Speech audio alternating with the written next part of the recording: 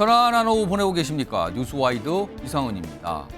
오늘 윤석열 대통령이 국정브리핑 및 기자회견을 통해서 다양한 현안에 대한 생각을 밝혔습니다. 특히 최근에 관심을 모으고 있는 의료 대란 우려에 대해서도 언급을 했는데 어떤 얘기가 나왔는지 전해드리겠습니다.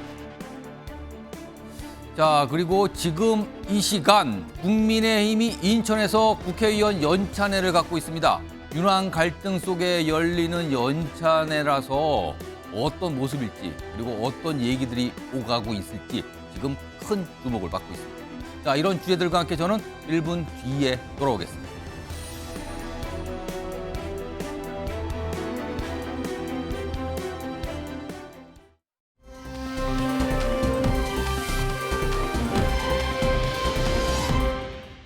저는 쉬운 길을 가지 않겠습니다. 4대 개혁을 반드시 이루어낼 것입니다. 청년 세대와 중장년 세대의 보험료 인상 속도를 차등화할 필요가 있습니다. 집값이 저렇게 지난 정부 때처럼 올라가는 것은 저희는 공급과 수요 정책을 통해서 과열 분위기는 잡겠습니다. 저도 검사 시절에 전직 대통령 부인, 전직 영부인에 대해서 멀리 자택까지 직접 찾아가서 조사를 한 일이 있습니다. 모든 조사는 원칙적으로 임의 조사이기 때문에 여러 가지 고려를 해서 또 조사 방식이라든가 장소가 정해질 수 있는 거라고 생각합니다. 그리고 뉴라이트가 요새 많이 나오는데 저는 솔직히 뉴라이트가 뭔지 잘 모릅니다. 오늘 정치권을 비롯해서 많은 분들의 주목을 받았죠. 대통령의 국정에 대한 대통령의 어떤 생각과 평가 계획을 말하는 자리가 있었어요. 그리고 그 이어서 기자들의 질의응답 시간도 상당히 긴 시간을 오늘 가졌거든요. 거기에서 나온 얘기를 우선 첫 번째 영상으로 전해드렸고요. 오늘 저 얘기만 나온 게 아닙니다. 경제 상황과 관련해서 그리고 노동 문제 지금 윤석열 정부에서 굉장히 역점을 두고 있는 분야죠. 그리고요. 영수회담과 관련된 의견, 생각도 좀 나왔습니다. 마저 들어보겠습니다. 올해 세 번째 국정보고를 드리게 됐습니다. 그동안 반가운 소식이 참 많았습니다. 우리 경제가 확실하게 살아나고 있고 앞으로 더 크게 도약할 것이라고 국민 여러분께 분명하게 말씀을 드립니다. 노사 법치를 확립하여 노동시장의 체질을 바꿨습니다. 연례 행사였던 대규모 불법 파업이 사라졌습니다. 영수회담을 해서 이런 문제가 금방 풀릴 수 있다면은 그건 10번이고 왜 못하겠습니까?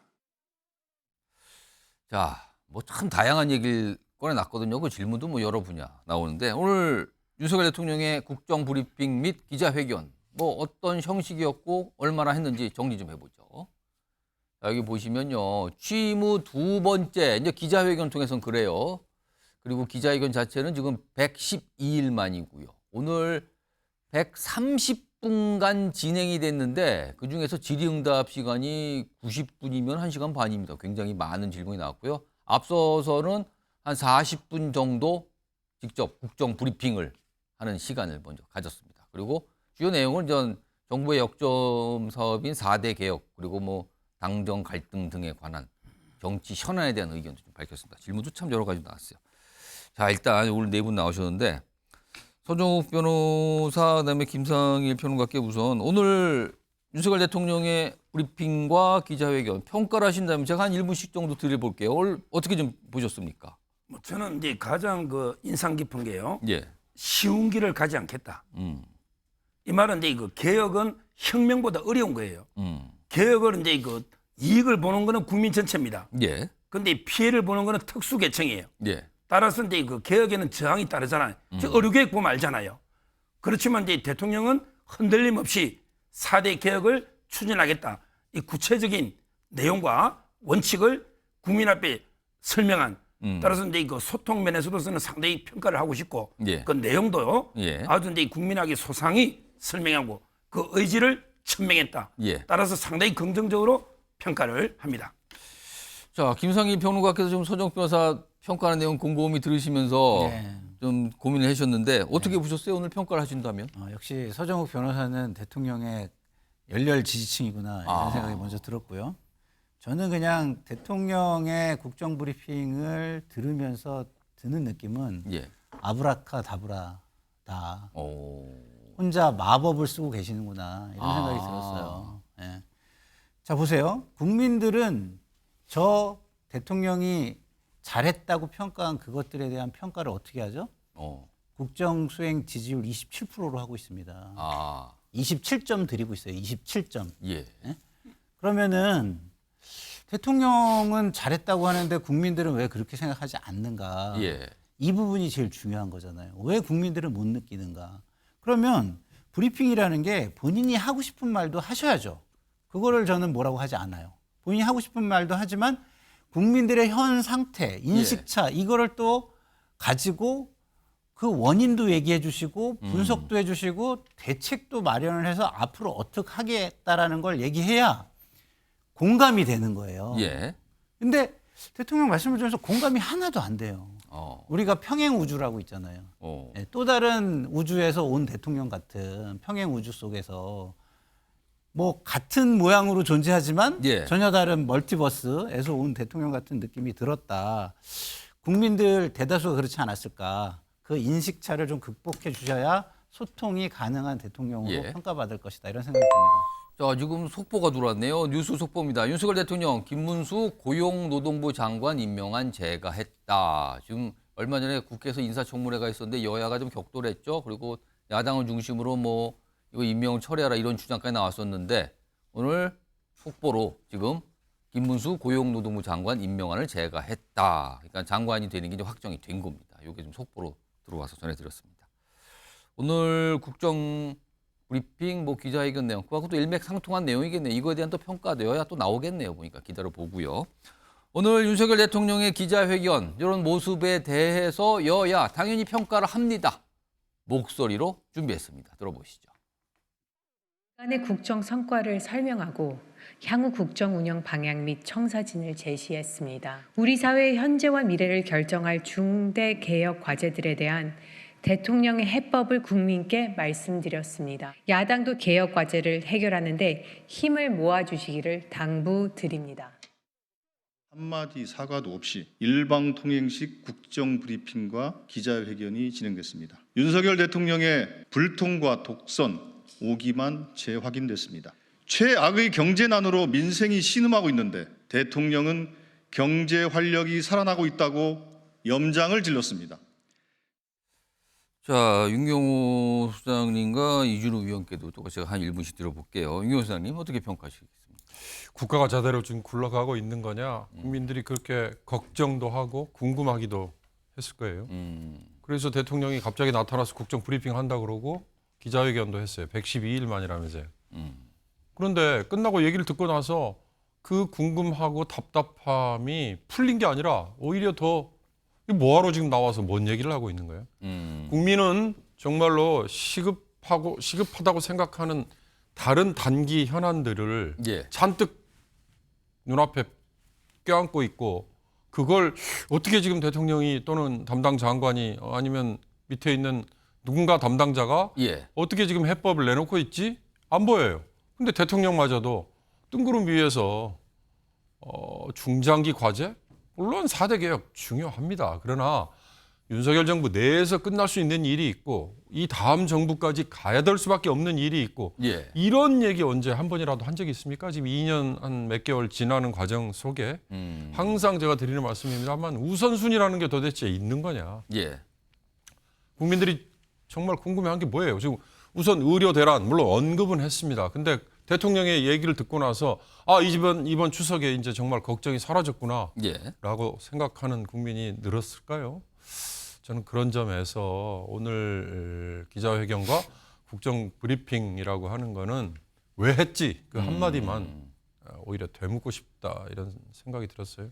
이준우 의원은 어떤 생각이십니까? 지난번 국정 브리핑에서는 포항에서 영일만에서 석유 이제 물리 탐사 결과를 예. 발표했지 않습니까? 그래서 좀 그때 임팩트가 있었거든요. 그래서 이번에 좀 그런 임팩트, 깜짝 뉴스가 없어서 임팩트는 좀 떨어져 보이지만 그래도 윤석열 대통령이 뚝심 있게 계획을 추진하겠다는 의지는 잘 보여주신 것 같아요. 예, 지난번에 뭐 말씀드린 적이 있었는데 경부 고속도로 만들었을 때도요. 그때도 이거를 왜 예산을 왜 도로 공사에 쓰느냐, 예. 도로 공사하는데 농민한테 줘야 되는 거 아니냐, 그 다음에 농지의 땅을 빼앗는 거 아니냐, 부자들을 위한 거 아니냐, 이렇게 개혁 정책에 대한 저항이 심했었습니다, 옛날에. 예. 하지만 지금은 그걸 계기로 해서 물류혁명이 일어났지 않습니까?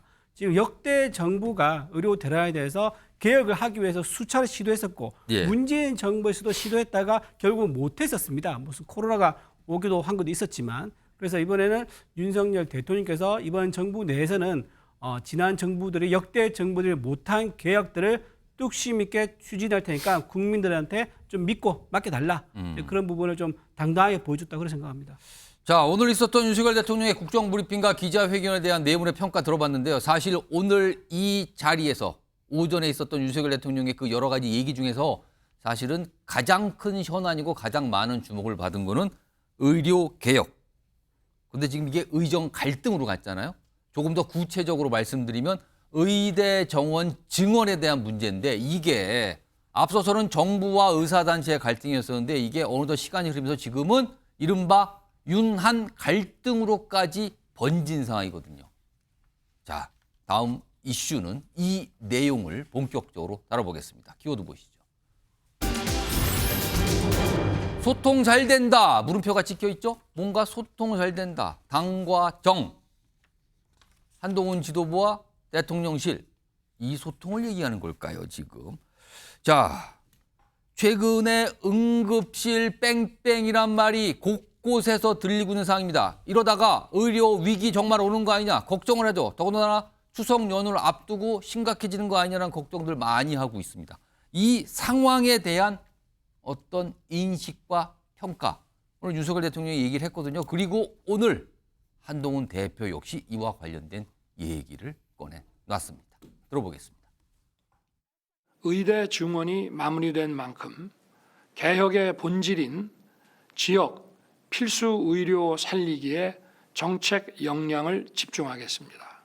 의료 현장을 한번 가 보시는 게 제일 좋을 것 같습니다. 여러 가지 문제가 있지만 일단 비상 진료 이 체제가 그래도 원활하게 가동되고 있고 국민 여론과 민심을 다양하게 들어본 결과 현 상황이 심각하다고 판단했습니다. 그래서 두 번째로 넘어가서 제가 이미 말씀드린 것 같은 대안을 제시한 겁니다. 일각에서 호도하듯이 마치 보여주기식으로 갑자기 공개한 것이다? 그거 아닙니다. 자, 이게 오늘 나온 발언이거든요. 근데 앞서서 대통령실 고위 관계자라는 익명으로 나온 여러 번의 설명. 어제는요, 대통령실에서 두 번의 브리핑, 두 번의 설명을 통해서 한동훈 대표가 제안한 의대 정원 증원 유예안에 대해서 굉장히 지적을 했거든요. 그러나 한동훈 대표 역시 계속 본인의 입장과 생각을 계속 얘기하고 있어요, 지금. 오늘도 역시 윤석열 대통령과 한동훈 대표 상당히 다른 시각과 인식을 보여줬거든요. 자, 김상희 평론가. 네. 자, 한동훈 대표가 제안을 했고 대통령실이 거부했고 네. 한동훈 대표가 다시 한번 재제안, 강조하면서 또 제안을 한 셈이고 네. 또 그걸 어제 대통령실이 두 차례 걸쳐서 비판하면서 또 거부했고 네. 오늘 윤석열 대통령의 저 발언과 한동훈 대표의 발언이 또 반복이 된 겁니다.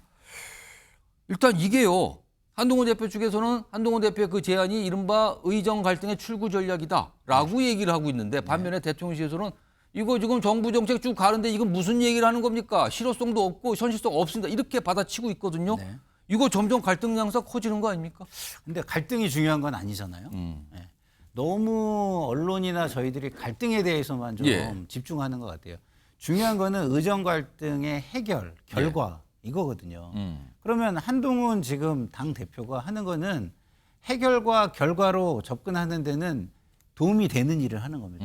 왜냐하면 지금 의정에 예. 그리고 환자와 일반 시민들의 인식차가 너무 커요. 예. 그럼 정당이 하는 일은 뭡니까? 어. 정당은 현장과 탁상의 인식차를 좁혀주는 역할을 해야 돼요. 예. 왜냐하면 가장 현장을 공무원들이나 행정부, 대통령보다는 더 많이 접할 수 있는 데가 정당이고 정치인들 아니겠습니까? 표를 먹고 사는 사람들이니까. 그래서 이거를 한동훈 대표가 지금 하고 있는 것이죠. 근데 대통령께서는 그 인식차를 좁힐 생각이 없는 것 같아요. 이거 오늘 국정브리핑에서도 제가 말씀드렸지만 본인은 이게 다 해결됐어. 다 이렇게 잘 됐어. 해결될 거야 라고 말하고 있지만 듣는 사람들은 나는 안 느껴지는데 뭐가 해결됐다는 거지? 뭐가 해결될 거라는 거지? 이 격차, 인식의 격차는 어떻게 해소가 안 되는 겁니까, 그럼? 그러니까 그 노력을 한동훈 대표가 하고 있는 것이다라고 저는 평가를 해드리고 싶어요. 물론 한동훈 대표가 그거를 잘 하셔야 되겠죠. 너무 과도하게 해가지고 현명하지 못해서 뭐 갈등만 부각이 되고 이러면 안 되겠죠. 그래서 언론에서도 그러면은 한동훈 대표가 그러면은 이렇게 얘기하는 거에 구체적인 내용은 뭐냐라는 것도 취재를 해가지고 좀 보도해줬으면 좋겠고, 그리고 대통령이 거부하는 이유도 또 좀 구체적으로 얘기하게끔 유도를 좀 해줬으면 좋겠다 이런 생각이 저는 듭니다. 지금 이 한동훈 대표의 이른바 유예안 이거에 대해서 제안과 거부, 다시 제안과 비판, 오늘 역시 그 모습이 반복되는 양상으로 평가받을 수 있거든요. 그런데 이거에 대해서 지금 한동훈 대표 측에서는 중재자 역할을 하는 겁니다. 그럼 이거 대안 제시해야지 지금 이거 그대로 둘 겁니까? 그러나 대통령실은 자기 정치합니까 지금? 대통령이 아니라고 그러잖아요. 약간 이런 식으로 가고 있어요. 이런 상황에서 오늘 윤석열 대통령, 한동훈 대표 역시 최근에 뭐 언론의 시각도 그렇고 정치권의 일각의 시각도 그렇죠. 지금 이게 당정 갈등, 윤한 갈등 아니냐 이런 시각 분명히 존재하거든요. 이거에 대한 의견도 좀 내놨습니다. 들어보시죠. 정부 여당이 당정 간에 대통령실 내각과 당과의 소통이 제대로 안 이루어지면 되겠습니까? 다양한 채널을 통해서 원활하게 소통하고 있고 의원들 당 관계자들하고 수시로 뭐 전화 통화뿐만이 아니라 저한테 찾아오기도 하고 그렇게 하고 있습니다. 당정 간에는 뭐 전혀 문제 없고요. 또 뭐 다양한 현안에 대해서 뭐 다양한 의견이 나오는 것이 또 자유민주주의 아니겠습니까? 이런 대안 제시에 대해서 당정 갈등의 프레임으로 얘기하거나 보도하는 분들도 많이 있는 것으로 보입니다. 그런데 국민의 생명과 건강은 절대적으로 우선시되어야 할 가치입니다. 그렇기 때문에 이 앞에서 당정 갈등이라는 프레임은 낄 자리가 없고 사치스러운 것이다라고 저는 말씀드리겠습니다. 이준우 의원, 당정 갈등이 존재하느냐 이 질문이었던 거였어요. 아까 윤석열 대통령. 근데 문제 없다라고 설명을 했거든요. 윤 대통령은. 근데 한동훈 대표는 문제 없다가 아니라 이걸 지금 상황을 당정 갈등으로 보는 그렇게 보는 시각은 이건 사치다. 이건 당정 갈등이 있다라고 얘기하면서 그렇게까지 있지만 그건 사치스러운 거다. 다른 게 더 중요하다 이거거든요. 이거 시각차 또 보이는 거 아닙니까 지금? 네, 뭐 한동훈 대표가 시각차를 좀 그대로 드러냈습니다. 당정 갈등 없다가 아니라 당정 갈등 프레임은 사치다라고 하면서 없다는 말을 하지 않았거든요. 근데 저는 이렇게 좀 봅니다. 그 한동훈 대표가 지금 본인은 민심과 당심이라고 얘기를 하는데요. 이게 과연 정말 민심과 당심인지 혹시나 사심이 아닌지 좀 이런 걸 묻고 싶은. 대통령실에서 보고 있는 자기 정치 약간 이 맥락이라고 생각하시는 거예요? 네, 그 맥락에 저는 한번 묻고 싶은 게요. 그 최상병 특검 같은 경우는요. 원내에서 단 한 번도 논의된 적이 없습니다. 야당과 협상을 하기 위해서는 우리 원내 의견을 모아서 중재를 모아서 제일 좋은 안을 가지고 얘기를 해야 되거든요. 1차적인 절차조차 진행이 안 됐습니다. 김경수 전 지사 복권에 대해서는요. 그때 곽주택 의원이 아마 본인이 긍정적으로 멘트를 했다가 바로 몇 시간 뒤에 한동훈 대표가 뒤집어서 아주 입장을 난처하게 만들었지 않습니까? 이거조차도 어떤 사안에 대해서 공유를 안 합니다. 본인의 뜻을 펼쳐서 어떤 논의를 하거나 평가를 받거나 이런 거 하지 않죠. 이것도 마찬가지예요. 의대 정원 문제도 대통령실과 논의를 했다고 했지만 전혀 논의된 바가 없는 것처럼 지금 보입니다. 왜냐하면은 한덕수 총리한테 그때 당정회의 때 얘기했다 했지만 또 자세히 들어가 보니까 당정회의 그 테이블에서 논의한 게 아니라 끝나고 나서 모퉁이에 서서 잠깐 얘기했다고 그러더라고요. 별도의 자리에서 의견을 전달했다. 그렇죠. 이거죠? 모퉁이에 서서 아마 차담하듯이 커피잔 들고 얘기하듯이 그런 식으로 얘기했다 그러더라고요. 그게 본인은 대통령실에 제안을 한 거다라고 얘기하는 거예요. 이 세 가지만 주요한 갈등의 행태가 어떻게 일어나는지 과정을 보면은 소통 없이 본인의 의견을 드러내는 게 예. 이게 과연 당정 일치 또는 예. 당정 화합에 대한 의지가 있는 건지 좀 의아스러운 부분이 있다. 그래서 민심이나 당심이라보다는 사심이 담긴 게 아닌가 그런 의심스러운 좀 눈이 좀 근데 갑니다. 제가 이 말씀 드리면서 진짜 여쭤보고 싶은 게 예. 그게 대통령이나 대통령실에 그렇게 중요한가요? 어.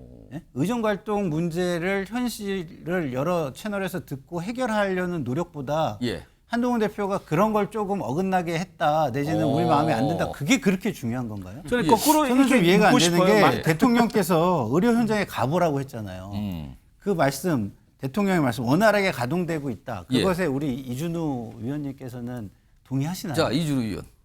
저 그건 제가 나중에 준비하려고 했었는데 전 이걸 묻고 싶어요. 예. 만약에 민주당에서 정권을 잡았어요. 민주당 대통령이 됐습니다. 민주당의 집권 여당의 당 대표가 네. 대통령한테 민주당이 배출한 대통령한테 아무 논의 없이 네. 그렇게 페북에 올리고 네. 단독 기사 흘리고 네. 그렇게 하면서 정치를 하면 그거 찬성하시겠습니까? 그거는 지금 상황 논리가 다른 거예요. 지금까지 대통령이 보여준 모습 속에서 예. 한동훈 대표가 어느 정도 과거에 진행되어 온 것들과 다르게 뭔가를 해보려고 하는 겁니다. 그리고 당내의 기반이나 이런 것들이 기반이 굉장히 약한 상황에서 해보려고 하는 예. 거예요. 그렇기 때문에 그 정도는 저는 이해가 가는 부분이다. 물론 이준우 의원님은 이해를 못 하실 수도 있어요. 근데 국민들은요. 그게 중요하지 않다니까요. 알겠습니다. 이준우 의원께 제가 한 30초 드릴게요. 뭐 반론이나 답변하실 거 있으면 하세요. 입장을 좀 바꿔봐야 된다고 생각합니다. 그리고 지금 아까 제가 말한 그런 조건에서 입장이 바뀐 상황에서 보면은요. 예. 만약에 민주당에 있는 어떤 집권 여당의 당 대표가 대선의 뜻이 없다. 그리고 자기는 이번 정부의 성공을 위해서 헌신하겠다라고 예. 하면 그렇게 안 했을 거예요. 알겠습니다. 네, 그 말씀 좀 드립니다. 지금 두 분은 지금 상황, 그러니까 이게 이른바 의정 갈등을 해결하기 위해서 한동훈 대표는 의대 정원 증원을 후년에 한번 유예합시다. 이 제안을 한 거거든요. 그 제안의 이유, 배경에 대해서 다른 시각을 보여주셨어요, 지금. 그리고 지금 그게 중요합니까? 해결한 게 중요하지. 무슨 소리일까? 약간 사심 있는 거 아닙니까? 이 시각이 지금 대치하고 있는 상황이었는데요. 다음에 나오는 목소리의 그 내용은 윤석열 대통령을 중심에 놓고 뭔가를 지금 설명하고 의견을 내고 있습니다. 그 목소리 들어보겠습니다. 특히 자당의 네. 대표들과 공정하게 사이가 안 좋아지시는 것 같습니다. 이준석 대표와 이제 좀 갈등도 있고 뭐 이렇게 됐을 때는 많은 분들이 이준석 대표랑 세대 좀 차이도 있고 예. 이준석 대표도 조금 별난 거 아닌가. 네. 그런데 이제 그 이후에 굉장히 연배도 비슷하시고 정치 경력도 많은 김기현 대표님과도 네. 결국은 굉장히 안 좋게 이제 결별하고 대통령과 아주 연이 깊고 서로 정말 친형제 같은 한동훈 대표가 비대위원장으로 오면 다르겠. 근데 그렇게 친했던 한동훈 대표랑도 이렇게 틀어지셔가지고 네. 이쯤 되면 대통령이 문제 아닙니까? 유교 의장님 어떻게 생각하세요? 지금 윤석열 대통령을 놓고 역대 당대표 그리고 한동훈 대표까지 왔어 얘기를. 이거 어떻게 들으셨습니까? 뭐 제대로 짚은 거죠. 이준석, 김기현 그리고 한동훈. 근데 한동훈은 당대표 된 지 지금 한 달 조금 지났잖아요. 예. 그러나 문제는 경선 과정에서 한동훈이나 됐으면 안 됐으면 좋겠어라는 의사를 표시한 거 아니에요. 뭐 김건희 여사 문자 뭐 이런 거 예, 폭로되고 하는 과정을 놓고 보면 한동훈은 아니야라고 이미 의사 표시를 했어요. 왜 그럴까? 윤 대통령이라는 정치인이 정당 정치하고는 정말 경험도 없고 그에 대한 영어로 얘기하면 이 마인드가 전혀 잡혀 있지 않은. 예. 그건 무슨 얘기냐? 25년간 했던 검사 그 방식의 업무 처리가 너무나 몸에 배 있는 일방적인 지시만 하고 그다음에 본인의 그 지시에 조금이라도 엇나가거나 마음에 들지 않으면 바꿔쳐야 되는. 예. 이제 그걸 정치에도 고스란히 갖다 넣다 보니 이런 거 아닌가. 근데 문제는 윤석열이라는 정치인이 왜 힘이 있었죠? 대중의 지지가 있었기 때문 아니에요. 네, 그렇습니다. 대중의 지지율 이거 하나로 결국 대통령까지 됐고 지방선거까지 다 먹었고 근데 갑자기 급전직하 곤두박질 쳤잖아요. 문제는 그 이전에 표로만 지지율로만 갈 수 있었던 거와 대통령이라는 자리에 올라갔을 때 해야 되는 정치와 이건 천양지차. 이걸 빨리 제가 보기엔 윤 대통령이 습득을 해야 되는데 그러기에는 지금까지 시간도 2년 몇 개월이 지났는데 이미 그런 거 보여주지 못했고 앞으로도 별로 가능성이 없어요. 어떻게 읽느냐? 오늘 한 국정 브리핑과 기자회견에서 여실히 그걸 보여줬잖아요. 실망스럽습니다. 손정표 변호사. 그러니까 윤석열 대통령이 지금 국민의힘의 역대 당대표 그리고 지금 당대표하고 다 당대표마다 다 잘 지내지 못하고 있다. 그런 의견인 거예요. 어떻게 보십니까? 뭐 저는 이제 그 한동훈 대표하고 갈등이 있을 수도 있죠. 예. 근데 이 갈등이 없는 조직이 어디 있습니까? 그 갈등을 이게 어떻게 풀어 나가느냐 이게 중요하고요. 그다음에 이거는 저는 한동훈 대표의 제안이 있잖아요. 예. 제하고 이게 토론하자면요. 예. 저는 문제가 많다고 봐요. 세 가지만 제하면 예. 자 일단 이게 의사단체가 안 받아요. 예. 의사단체는 이게 내년에 백지화하는 거예요. 한동훈 대표는 내년은 1,500명 뽑고 예. 그다음에 1년만 유예하고 그렇죠. 그다음에 후년 이제 유예입니다, 또 후년. 의논하자는 거잖아요. 예. 그러면 이게 의사단체가 안 받는 아니잖아요. 개혁 의지만 후퇴가 되지 예. 협상 전략에 큰 문제가 있어요. 예. 절대 수용 안 합니다. 첫째 문제가. 그다음에 두 번째 올해는 뽑고 내년에 아예 뽑지 말자. 그럼 신설 의대는 게 교수 다 뽑아나고 학교가 있는데 예. 학생이 한 명도 없습니까? 이게 맞습니까? 이게 두 번째 문제예요. 예. 그다음에 세 번째 그 다음부터는 어떻게 논의할 겁니까? 협상하면 이게 의사단체가 또 받아줄까요? 예. 어차피 저는 이런 문제를 봤을 때 현실성이 없는 아니다. 예. 지금은요. 제가 보기에 의료개혁이라는 큰 목표와 수단을 구별해야 돼요. 예. 목적은 전 국민이 양질의 의료 서비스를 받는 거예요.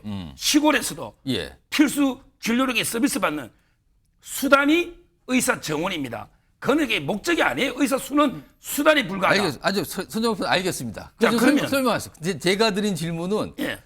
역대 지나간 당대표하고 윤석열 대통령의 관계가 좋지 않았어요. 결국은 뭐 중간에 사퇴하고 다 물러나 그랬잖아요. 근데 지금 한동훈 대표하고도 또 그런다는 건데 이건 어떻게 된 거냐는 그러니까 거죠. 이제 그 이번 예. 의료개혁 문제 하나만 가지고 이게 갈등이 있을 수 있는데 예. 이걸 가지고 이게 마치 뭐 사이가 처음부터 이게 벌어지 가지고 파국으로 간 것처럼 예. 이렇게 그거는 과장이고요. 예. 이 정도 갈등이 없는 조직이 어디 있습니까? 앞으로 이게 저는 잘 헤쳐나갈 거고요. 예. 그다음에 김기현 대표는 선거를 앞두고 여러 가지 이제 그때 한동훈 비대위원장이 지지율이 높으니까 온 거 아닙니까? 예. 사이가 나빠가 그거 아니에요. 그리고 이준석 전 대표. 이준석 대표만 이제 그때 양두구 의혹부터 뭐 이게 틀어졌지. 그 한 명, 그러면 이게 뭐 이재명 대표는 누구는 이게 어느 사람하고 끝까지 갑니까? 예. 그것도 누구나 인간관계는 그렇게 틀어질 수 있는 거 아니에요. 예. 저는 이걸 가지고 이게 마치 윤석열 대통령이 문제가 있는 것처럼 이렇게 공개하면 안 된다 봐요. 그럼 추가 질문 짧게 드리면 한동훈 대표가 중도에 그만둘 일은 없다고 보십니까? 절대로? 아직은 이제 이런 갈등 하나 있다고 다 그만두면 어떻게 합니까? 앞으로 이게 잘 저는 헤쳐나갈 겁니다. 알겠습니다. 지금 일단 오늘 윤석열 대통령의 기자회견과 국정브리핑에서 이 의정 갈등, 의료개혁과 관련된 내용 그리고 한동훈 대표가 또 의견을 비췄거든요. 그 내용과 관련해서 좀 쭉 짚어봤는데요. 그러면 이른바 윤한 관계에 대한 어떤 평가, 뭐 시각 이게 또 가게 되잖아요. 이런 가운데 오늘 국민의힘 지금 의원들이 모여서 연찬회를 하고 있어요. 그러니까 뭔가 정책에 대한 현안에 대한 의견들을 나누고 뭔가 더 결의도 하고 일어난 자리거든요. 자, 오늘 연찬회의 모습 그리고 앞서서 국민의힘 뭐 한 2차례 이상씩 뭐 과거에도 연찬회 여러 차례 했거든요. 그때 당시 모습까지 좀 묶어봤습니다. 확인해 보시죠.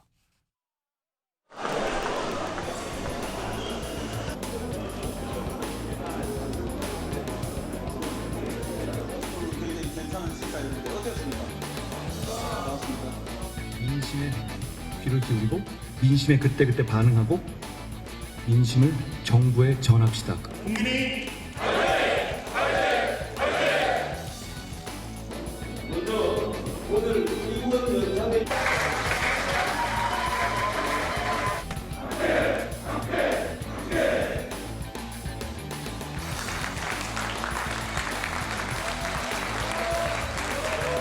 국민의힘 의원 연찬회를 1년에 한 번만 할 게 아니라 매달 해가지고 앞서 집권여당인 국민의힘의 의원 연찬회를 할 때마다 윤석열 대통령이 저녁 무렵에 참석을 하고 축하도 하고 같이 자리를 했어요. 연속됐었습니다. 근데 지금 이 연찬회 지금 열리고 있거든요. 아직까지 윤석열 대통령이 참석했다는 얘기는 들리지 않고 있습니다.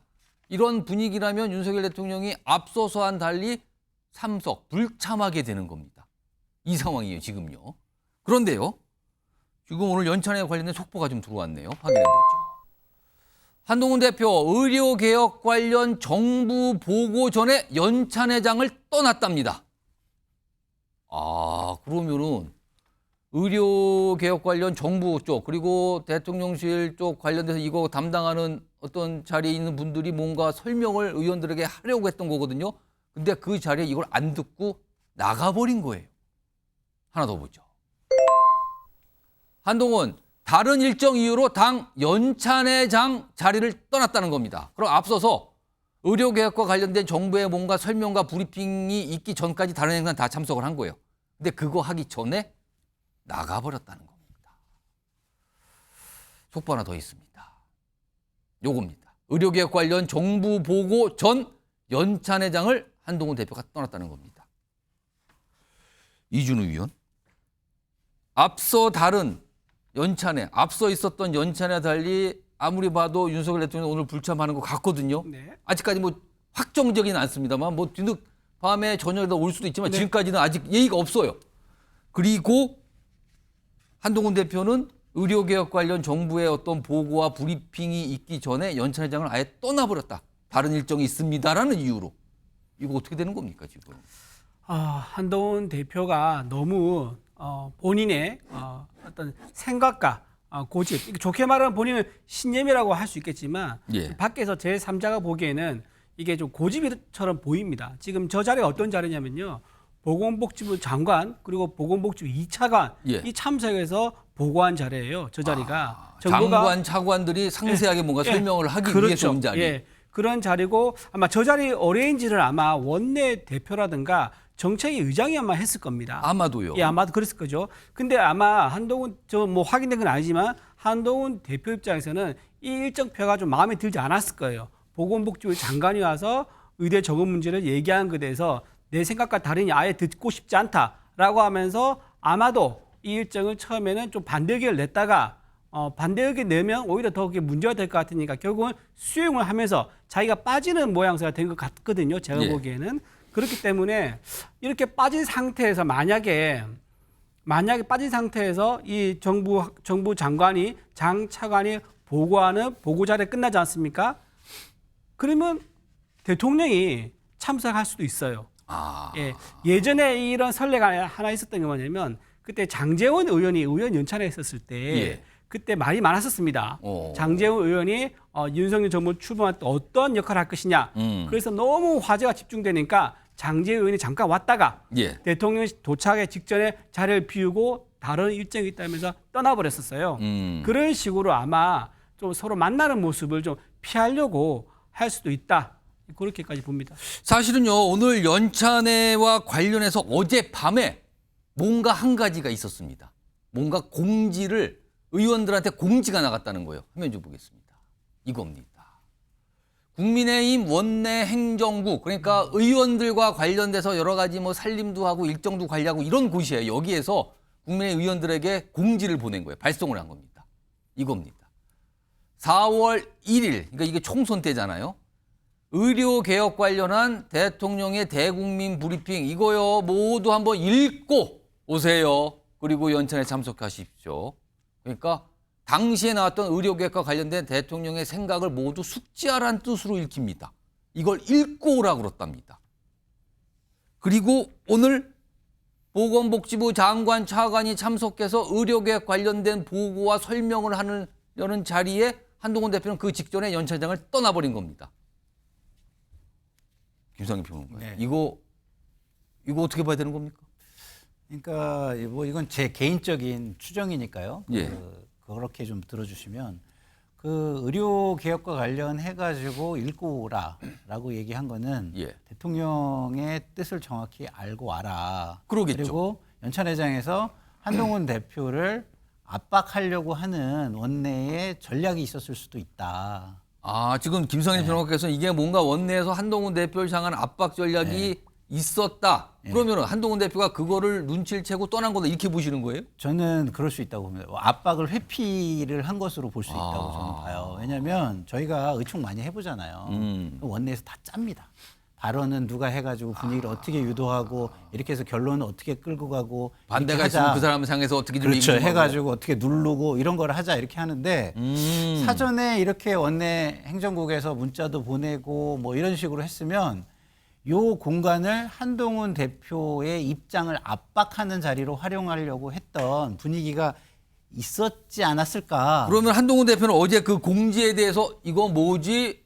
이라고 생각을 할 가능성이 있다는 그랬을 거예요? 가능성이 저는 많다고 봅니다. 왜냐하면 저희가 원내 운영을 하다 보면은 의총이 대부분 그런데요. 예. 의총에서는 의제를 원내대표가 끌고 가고 싶은 식으로 어떻게 할 것인가를 미리 짜요. 예.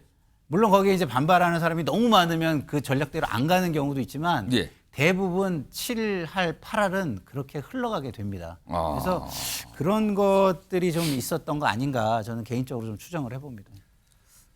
이거 상황이 굉장히 묘한데요, 지금? 아마 예. 이런 것도 이준우 의원. 아마 이런 것도 있었을 거예요. 그 박민수 2차관 예. 이분이 지금 이제 의료 개혁 이걸 추진하고 있는 예. 담당 차관인데 그때 이제 한동훈 대표가 제안한 게 뭐가 있었냐면요. 2차관을 해고하라. 이거를 정부에 제안한 게 또 있었습니다. 의대 정원 얘기하면서 최근에도 약간 교체 그런 예. 거를 네. 건의하는 거를 검토하고 있다 이런 얘기가 나왔었거든요. 예 나왔었고 한동훈 대표도 의료계의 이제 의사들의 제안을 받아서 그거를 정부에 전달을 그렇게 했죠. 예. 본인이 해고를 좀 하면 좋겠다라고 한 사람이 의원 그 연찬 회장이 온다고 하니까 아마 마주치는 그런 모습 그것도 좀 부담이 됐을 거예요 아마. 여러 가지 불편함이 있다. 네. 공지하는 것도 불편했을 것 같고 누가 마주치는 것도 불편했을 것 같고 오늘 대통령의 얘기도 있고 본인이 한 말도 있고 아무튼 당 대표가 연찬에 그리고 연찬에서 가장 중요한 현안으로 떠올랐던 의료개혁 관련 정부 보고였는데 이 직전에 연찬장을 떠났다는 거. 지금 나오는 저 영상도 속보 영상인데요. 지금 연찬장을 떠나는 영상으로 좀 보이죠? 저렇게 뭔가 나가고 있는 모습입니다. 지금 정확하게 어떤 얘기를 좀 하고 있는데 아직 그 영상은 들어오지 않고 있어요. 들어오면 바로 전해드리도록 하겠습니다. 일단 다른 일정이 있다. 그래서 떠납니다라는 겁니다. 그런데 정치인이 맨날 다른 일정이 있다 떠났다. 이게 진짜인지 어떤지는 모르겠습니다. 오늘 그 모습이 있었고요. 그리고요. 앞서서 윤석열 대통령 지금까지 참석한다는 얘기 안 나오거든요. 그렇다면 거의 불참인 것 같습니다. 앞서 다른 연찬회 때는 다 참석했는데 이번엔 빠진 거예요. 한동훈 대표 체제 들어서 첫 의원 연찬회인데 불참으로 보이거든요. 이와 관련돼서 오늘 한동훈 대표 측 인사가 한 말도 있습니다. 들어보시죠.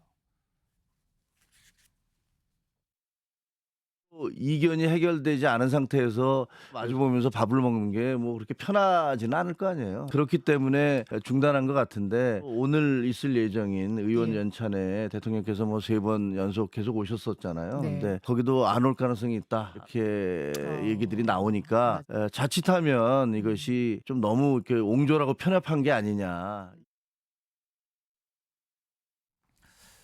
자, 윤경호 소장님. 한동훈 대표 측에서는 저렇게 얘기하는 거 보니까 윤석열 대통령의 참석을 좀 원했다 이렇게 봐야 되는 겁니까? 글쎄요. 어떻게 봐야 되나 이거를? 저는 저녁에 윤석열 대통령이 깜짝 참석을 할 거다 이렇게 예상했거든요. 그리고 물론 아직은 몰라요. 시간이 남았기 때문에. 글쎄요. 그리고 더 중요한 건 그 자리에서 또 한동훈의 폴더 인사와 같은 장면이 또 재현될 거다라고. 약간 화해의 모습도. 화해라기보다 예. 그러니까 한동훈과 윤석열의 관계는 그럴 수밖에 없는 뭐 평생 주정 관계 아니면 평생 죽음과 뭐 비슷한 이런 관계에서 벗어나기 힘든. 예. 그런데 지금 돌아가는 형국이 한동훈 대표가 이미 떠나버렸어요. 자기 길을 가겠다고 선언을 해버렸잖아요. 아. 그러니까 지금 형국은요. 단순히 의대 정원을 2026년 유예합시다. 이거는 우리 서정욱 변호사께서 조목조목 잘 분석해 주셨잖아요. 받아들여지기 힘들어요. 특히 의사들이 그걸 받아들이지 않으면 돌아오려는 명분으로 삼기가 어려워요. 그러니까 예. 이게 해법이 되게 어렵습니다. 그러나 뭔가 탈출구, 중재자, 본인도 그런 얘기 했잖아요. 그걸로 다른 이미지를 국민에게 보여주는 거. 지금 저는 보수 진영 내에서 문재인 대통령과 문재인 정부 시절의 정책의 반감, 비판, 뭐 심지어는 실망, 혐오 이런 것들이 모아져서 공정과 뭐 상식을 내세운 윤석열이라는 검찰총장 출신의 정치인을 대통령까지 만들었잖아요. 이 지지가 분화돼서 지금 그런데 2년 반 되지도 않은 시점에 윤석열이라는 정치인과 대통령에 대한 실망, 이게 그러나 대안은 찾아야 되는, 그 대안을 이번 전당대회에 나타난 지지율, 그 이후에 한동훈이라는 당대표가 보여주는 여러 행보에서 보건대 본인에게 오는 이 말 없는 보수 진영의 지지가 분명히 있다고 저는 한동훈 대표가 확신을 하는 걸로 그렇게 해석이 돼요. 이런 상황에서 한동훈이 마이웨이를 이미 갔거든요. 그러니까 오늘 저녁 같은 상황에 윤 대통령이 참석해 거기에 폴더 인사를 한 번만 더 하면 이제 끝나죠. 한동훈이라는 정치인 그때 화성이었습니까? 화재 참사 때 그 겨울에 눈 맞고 그때 하고 지금은 완전히 달라졌죠. 총선에 참패하고 나서 2달간 집가하다가 나왔는데 뭐 60 몇 프로의 여러 같은 지지로 지금 자기 이 초롱성을 쌓았잖아요. 그러니까 지금 상황에서는 아마 오늘 저녁에 윤 대통령이 오고 한동훈 대표가 거기서 폴더 인사를 또 해야만 되는 그 상황을 저는 보여주지 않기 위해서 떠난 걸로 그렇게 해석이 됩니다. 자, 일단 굉장히 뭐가 속보가 계속 들어오면서 이제 묘하게 가고 있는데 지금요 사실은 앞서서 어제 나왔죠. 원래는 30일입니다. 30일. 내일이잖아요. 내일. 윤석열 대통령과 한동훈 대표를 포함한 여당 지도부가 만찬을 갖기로 예정이 돼 있었어요. 근데 이게 추석 연휴 끝난 뒤로 일단 연기가 된 거예요. 근데 정치권에서는요. 지금 이런 상황에서 이게 연기가 됐지만 진짜 만찬이 이루어질까요? 라는 얘기가 어제부터 오늘도 나옵니다. 그런 상황에서 오늘 연찬에 한동훈 대표 의료개혁 관련된 정보 보고 직전에 떠났잖아요. 이런 일까지 겹치고 있는 거예요, 지금요. 자, 그럼 이와 관련된 국민의힘 대변인의 어떤 얘기가 있습니다. 들어보시죠. 추석에 챙길 게 많은 거를 몰랐나요? 대통령실에서 뭐 전역하면서 당 잘 이끌어 달라라는 격려의 말씀도 하고 의기투합할 수 있는 자리가 될 것으로 기대했는데 갑자기 좀 취소가 돼서 아쉽죠. 자, 그럼 저 패널 네 분께 제가 질문 좀 드릴게요. 앞에 OX 팻말 계시잖아요. OX 갖고 계신데 요거 OX 팻말 질문이 이겁니다. 지금 추석 연휴 이후로 미뤄졌어요. 이 만찬은요. 윤 대통령과 여당 지도부의 만찬. 근데 과연 추석 이후에 이게 정말로 이루어질 것이다. 성사가 될 것이라고 생각하시면 O고요. 아니다. 이거 보니까 이쯤 되면 이거는 그냥 취소되는 것 같다. 라면 X입니다. 들어주세요. 아, 전원이 아니군요. 한 분만 X. 세 분은 여러 가지 지금 상황이 복잡하지만 그럼에도 불구하고 만찬은 이루어질 것이다. 한 분은 이거는 사실상 어렵다. 취소된 걸로 보인다. 이건데 일단 들고 계시고요. 서정욱 변호사는 여러 가지 지금 복잡한 상황이지만 그래도 만찬은 추석 연휴에 있을 것 같다. 어떤 이유에서 그렇게 보십니까? 지금 이제 그 보수 지지층의 그 국민들 여론을 보면요. 일부는 이제 윤 대통령을 지지하면서 이제 그 한 대표를 비판하는 여론도 일부 있고 또 이제 반대로 한동훈 대표를 지지하면서 윤석열 대통령을 이제 비판하는 이런 여론도 있어요. 사실. 그러니까 보수층 내에 지금 약간 나뉜다 상황이요. 그런데 제가 알기로 그래도 대다수의 보수층의 의견은 두 분이 잘 화합해서 하나가 돼서 원팀이 돼서 이게 정국을 이끌어가야 된다. 이게 압도적인 여론입니다. 어떻게든 같이 가야 된다. 지금 이게 우려되는 부분이 있어요. 오늘도 이게 무슨 일정이 있겠습니까? 오늘도 이제 그 정부가 발표하려니까 이제 떠나는 거 아닙니까? 그게 뭔가 아마 불편했을 거라고 추정이 되는 거죠, 지금요. 그건 뭐 보나만 하죠. 연찬회보다 더 중요한 일정이 갑자기 어떻게 생깁니까? 그건 말이 안 되잖아요. 제가 보기에 그거는 부모상 외에는 없는 거예요. 그러니까 그런 거 없다고 보면 돼요. 장례식 관련 거 말고 그 외에는 없다. 없는 거예요. 알겠습니다. 그게 더 급한 일이 약속이 그렇게 비유하시니까 실감이 나네요. 벌써 이게 저는 걱정이 됩니다. 이게 지금 분열의 모습이에요. 이번에 연기된 것도 분열의 모습이잖아요. 만찬이. 근데 저는 될지 안 될지 추석 이후에 그거는 모르는데 돼야 된다. 돼야 된다. 이래서 O를 들은 거예요. 그게 OX밖에 없으니 될지 안 될지는 모르겠어요. 그러나 돼야 된다. 당위로. 화합해서 하나가 돼서 게임 나가야 된다. 그러기 위해서는 게임 만찬해야죠. 그래서 저는 O를 들은 거예요. 알겠습니다. 그러면은 지금 시간이 많지 않아서 세 분 목소리 짧게 들어볼 텐데 우선 유일하게 X를 고르시니까 이거는 성사되기 어렵다고 보시는 게 윤경호 소장님 유일해요. 아까 어떤 제가 이유입니까? 말씀드린 논리의 연장입니다. 이미 한동훈은 자기 길을 가겠다고 선언을 했고 한 달 동안 굉장히 조용하고 신중한 행보 취해왔잖아요. 예. 말도 그랬잖아요. 그러나 뭔가 돌파구를 찾아야겠다고 생각했던 그걸로 예. 지금 국민들 불안해하지 않습니까? 그 불안함에 이 의료 개혁이라고 말하지만 의료 대란이잖아요, 대란. 그동안에 밀어붙이면 된다라고 생각했고 아픈 분들은 동네 의원에 가면은 다 잘 넘어가고 있어라고 생각했는데 웬걸 전공의들이 부족하고 전문의들이 피곤해서 못하겠다고 하고 보니 응급실이라는 것부터 예. 이렇게 삐그덕대는 이 상황을 한동훈 대표는 바로 찝어낸 거고 이 상황에서 이제 한 번만 더 폴더 인사하면 정치인 한동훈은 끝이죠. 그런 점을 아마 본인은 굉장히 외줄타기를 하고 있는 걸로 그런 점에서 만찬은 아마 한동훈 묻어서 가는 거라도 지도부 전체를 부르는 묻어서 가는 거라도 저는 안 갈 걸로 봅니다. 알겠습니다. 그리고 성사가 되지 않을 걸로 봅니다. 두 분께 지금 똑같이 이제 그래도 성사 된다고 두 분도 여전히 그러셨는데 제가 한 30초씩만 들을까요? 핵심적인 이유를 딱 집어주세요. 이준우 위원. 추석 이후니까요. 예. 추석 밥상 민심이라고 있지 않습니까? 예. 그래서 온 가족들이 모여서 얘기를 하다 보면은 서로 좀 마음이 누그러질 것 같아요. 그리고 추석 때 시간이 좀 남았다 그죠. 지금. 대통령도 그렇고 한동훈 대표도 그렇고 추석 때 좀 연휴를 보내면서 민심을 듣고 하다 보면 좀 마음이 누그러질 거고 우리 서조 변호사 말씀하신 것처럼 아마 파국은 막자 거기는 공감대가 있을 거다 그래 봅니다. 자, 마지막으로 김상현 평론가 역시 그래도 성사될 거다. 정치적인 피해가 너무 큽니다. 그게 깨진다면 그게. 성사가 안 되면 대통령 27% 지지율 유지하기 좀 힘들다고 봅니다. 굉장히 협량의 정치 이걸로 아마 이미지가 각인될 가능성이 있고요. 한동훈 대표는 어쨌든 이렇게 대표임을 보여주는 거예요. 외부에. 그렇기 때문에 불편하기만 하지 피해는 그렇게 저는 많지 않을 거라 봐요. 근데 지금 윤경호 위원님이 말씀하신 대로 폴더 인사를 하면은 그 이미지가 그 사진이 안 좋은 포토 저널리즘이 될 건데 저는 이제는 그렇게는 인사 안 할 거라고 봅니다. 알겠습니다. 내려주시기 바랍니다.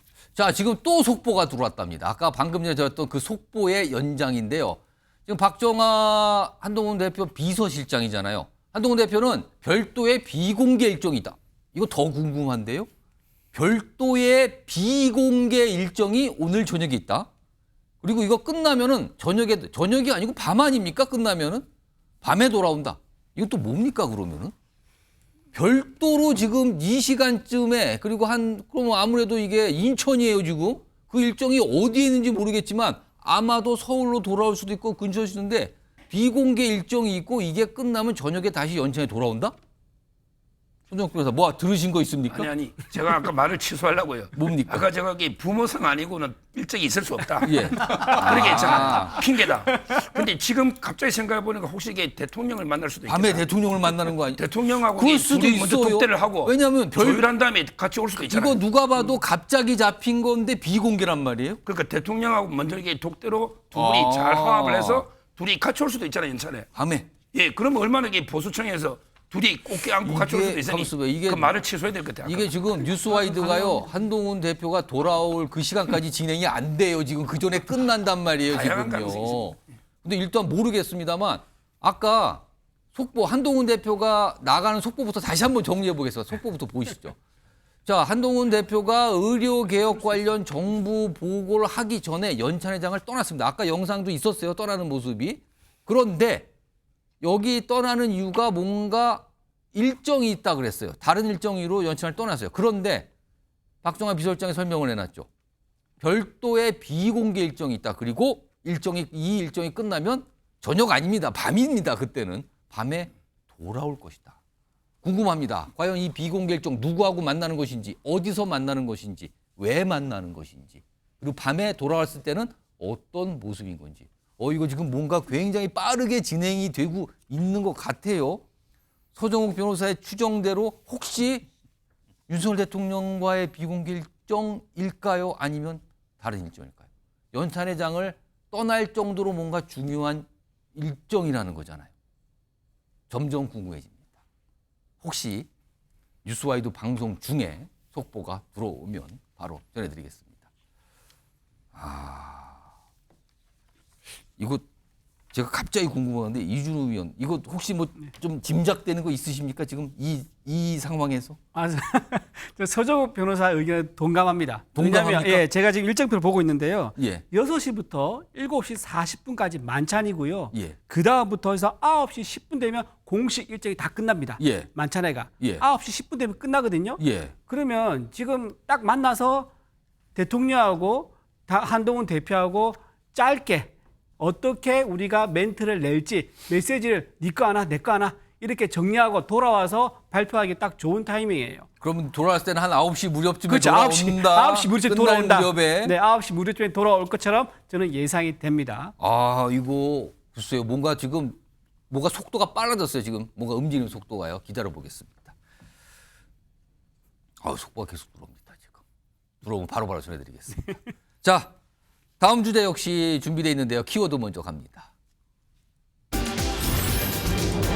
생중계 무산입니다. 일단 여야 대표회담 날짜 잡혔어요. 근데 생중계는 안 하기로 한 거예요. 뭐 앞부분만 좀 공개한다고 오늘 설명이 좀 나왔죠.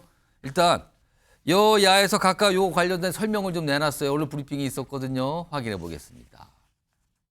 여야 대표회담을 오는 일요일 9월 1일 오후 2시에 국회 본청 내에서 개최하기로 이재명 대표는 대승적으로 회담 개최에 합의했습니다. 국민 많은 분들이 생중계를 원하십니다만 당과 우리 한동훈 대표가 생중계권은 좀 다소 양보를 했습니다.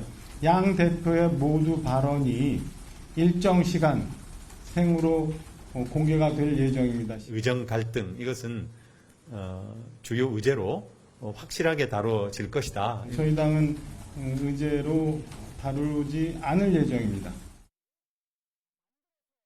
자, 이제 날짜가 9월 1일 일요일 잡혔어요. 이게 이제 일주일 정도 연기가 된 셈이 됐어요, 지금요. 자, 좀 정리해 보겠습니다. 어떤 모습일지요. 여야 대표회담 4달 1일 회담입니다. 근데 생중계 없이 모두 발언만 공개해요. 원래 이제 생중계 얘기가 나왔었는데 이거는 이제 합의가 안 됐고 그렇다면은 이거는 한동훈 대표가 조금 뒤로 물러서는 셈이 됐죠. 일반 회담 형식입니다. 그리고 3+3, 뭐 정책위 의장, 그다음에 수석 대변인이 배석하는 회담. 그리고 각 당에서 의제 3개씩 제시해서 총 6개 의제가 다뤄질 예정이다. 이렇게 됐는데요. 그런데 일단 생중계가 무산됐어요. 자, 그런데 최근에 여론조사가 있습니다. 이 생중계와 관련해서 보겠습니다. 여기 보면 한동훈, 이재명, 여야 당대표회담, TV 생중계 어떻게 생각하십니까?에 대해서 생중계하는 게 낫다가 66.6% 압도적으로 높습니다. 압도적으로요. 최근에 나온 여론조사예요, 지금요. 아래 보면 뭐 출처가 좀 있는데. 손정욱 변호사, 이거 국민들 생각은 뭡니까? 국민들은 이제 저 여론이 국민들 생각이잖아요. 근데 무산됐어. 이거 안 하기로 했잖아요. 근데 국민들은 이제 아무래도 궁금하고 알 권리가 있잖아요. 예. 생중계가 이제 원할 수 있어요. 근데요, 지금 저희가 토론하는 게 생중계하고 있잖아요. 생중계죠, 지금 이거. 이래가 이게 뭐 합의안이 나올까요? 아. 자기 주장일 뿐이죠. 합의하는 게 밀고 당기고 하다 보면 이게 공개 못할 부분이 있는 거예요. 예. 최종 결과만 공개하면 되는 거예요. 따라서 저는 성과를 내기 위해서 모두 발언 정도는 이게 공개하고 예. 나머지 완전 진짜 철저하게 협의를 하고 밀당이죠. 밀고 당기는. 그다음에 그 성과가 있으면 또 발표하고 저는 성과를 위해서 이번에 이렇게 한다 이래 봅니다. 긍정적으로 봅니다. 그러니까 국민들께서는 생중계하는 걸 원하시지만 뭔가 성과 내고 타협을 하기 위해서는 이건 생중계는 어렵지 않습니까? 이런 의견이신데 아무튼 이런 얘기가 옥신각신 왔다 갔다 했는데 결국은 생중계는 안 하기로 했다. 모두 발언 정도만 짧게 보통 회의 때 그렇게 하거든요. 그것만 공개한다. 이렇게 됐습니다. 그렇다면 끝나고 나서 합의점에 대한 뭐 발표가 있을 수도 있겠네요. 자, 이런 가운데 지금 의제 뭐 아까 각각 3개씩 갖고 온다 이거였는데 이 의제 놓고 아직 100% 합의가 안 된 것 같거든요. 화면 좀 보겠습니다. 사실은요, 앞서 쭉 다뤘지만 이 의정 갈등, 그러니까 지금 최근에 이 의료개혁과 관련된 그 위에 벌어진 여러 가지 상황에 대해서 이게 굉장한 관심사잖아요. 근데 지금 여기 보시면요, 국민의힘 쪽에서는 의정 갈등은 국회에서 해결할 문제가 아니라 의제로 다루지 않을 예정이다. 반면에 민주당에서는요, 아니 의료대란 이거 의정 갈등 우리 측에서 먼저 제안했다. 주요 의제로 확실히 다뤄질 것이다. 의견이 다르네요, 지금. 이준우 의원.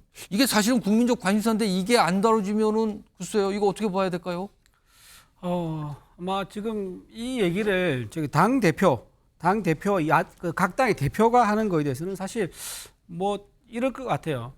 지금 야당이 찬성을 하고 있지 않습니까? 예. 야당 대표가 한동훈 대표의 의견에 대해 찬성을 하고 있는 상황에서 이거를 같이 손발을 맞춰서 얘기한다 그러면은 아무래도 지금 본인이 지금 마치 네, 민주당과 그렇죠. 같은 손을 잡고 네, 대통령을 압박하는데 이렇게 보일 수 있다는 네, 거예요? 그렇게 보이죠. 그 우려를 네, 할 거라는 네, 네. 거예요? 그 우려 때문에 아마 입장을 바꾸지 않았을까 좀 그렇게 생각합니다. 김상희 평론가는 어떻게 보십니까? 글쎄요, 저도 뭐 비슷한 생각이긴 한데 그거라면은 좀 너무 비겁하잖아요. 지금 이 문제는 국민을 위해서 가장 먼저 해결을 하는데 나서는 모습을 보여야 되는 게 정치인의 의무잖아요. 예. 책임이고. 자, 보세요. 국민의 건강과 생명보다 더 중요한 게 있습니까? 없죠. 건강과 생명 때문에 걱정이 너무 많아요. 예. 모든 부인들이 가족들한테 남편과 아이들한테 절대 다치지 마라. 지금 다치면 병원도 못 간다. 이렇게 매일매일 당부를 하고 있는 상황입니다. 예? 아까 대통령께서 응급실 잘 돌아간다? 어이가 없는 거죠. 일반 국민들이 저 얘기를 들으면. 그런데 이거를 자신의 개인적인 어떤 상황 때문에 논의를 하지 않겠다? 아까 우리 이준우 의원님께서 한동훈 대표의 사심이란 얘기를 했잖아요. 세상에 사심 없는 사람이 어디 있습니까? 근데 공인은요, 사심과 민심을 가장 큰 교집합을 만들어내는 일을 하면 되는 거예요. 내 사심과 민심을 가장 크게 일체화시키는, 동기화시키는 작업을 하면 되는 겁니다. 근데 그걸 하겠다고 저는 한동훈 대표가 얘기한 거라고 보거든요. 그런데 그거를 갑자기 대통령 눈치 보느냐고 나 못하겠다? 그거 너무 비겁해 보일 것 같습니다. 일단 날짜는 잡혔어요. 그리고 형식도 잡혔어요. 그런데 의제 중에서 지금 굉장히 관심사로 떠오른 의정 갈등, 뭐 다른 표현도 있죠. 뭐 의료 개혁도 있고요. 그리고 최근에 가장 문제가 되고 있는 거는 응급실 비상 상황. 이거를 의제로 다루는가 마는가, 이게 또 합의가 안 되면 또 어떻게 되는 겁니까 지금요? 일단 내일 정도 그리고 주말까지도 기다려봐야 되는 상황인 것 같습니다. 자, 일단 오늘 내용들은 이렇습니다. 다음 준비된 내용은 뭔가 하소연하시는 분들이 나오네요. 그러니까 응급실 관련돼 있어요, 역시. 이것도 키워드 준비돼 있습니다. 야당 의원의 분노입니다. 뒤에 야당 의원이 누굽니까? 김한규 의원인가요? 사진에 나와 있습니다. 뭔가 본인이 겪었다 이런 얘기를 하는데, 일단 최근에 응급실 가기 어렵다라고 얘기하신 분들이 좀 꽤 됩니다. 정치인들 분들 중에서도. 들어보겠습니다. 119가 와가지고서 피투성이가 된 사람을 이제 이렇게 해가지고 가는데 응급실에 가려고서 22군데를 전화를 했는데도 안 받아주는 거예요. 겪어보지 않은 사람은 모르는 거예요. 아버지가 위독하시기 때문에 와봤자 생명을 구할 수 있는 다른 환자에 비해서 밀려나는 거죠. 그래서 결국 사설 응급차를 50만 원을 주고 뺑뺑 돌다가 결국 찾기는 찾았습니다.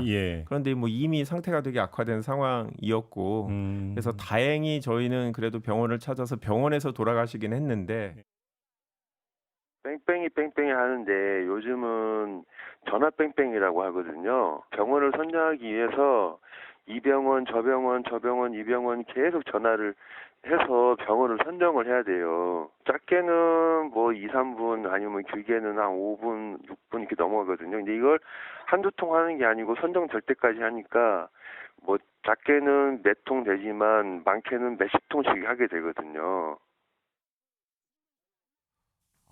지금 김종인 전 위원장도 그렇고 김한규 의원은 본인이 겪은 얘기, 아버지 얘기를 꺼내네요. 저런 일이 있었군요.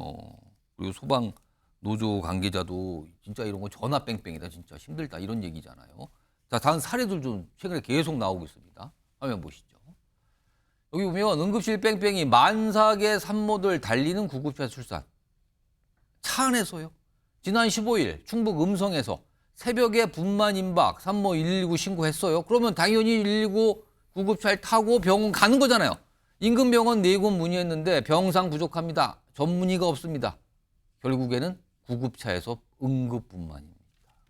또 있습니다. 최근에 충남 서산이에요. 비슷합니다. 산모가 진통을 느껴서 병원 응급실 찾았는데 응급분만 담당 의사가 없답니다. 다른 병원 가다가 또 구급차 출산입니다. 당시 서산에서 수원까지 이동 중에 분만이었답니다. 수원에서 받아주는 병원이 있어 글로 가는 중에 분만입니다. 다 위급 상황 아닙니까 이거요 사실은? 급한 상황. 그리고요. 이것도 오늘 뭐 보도 통해서 알려지는데요.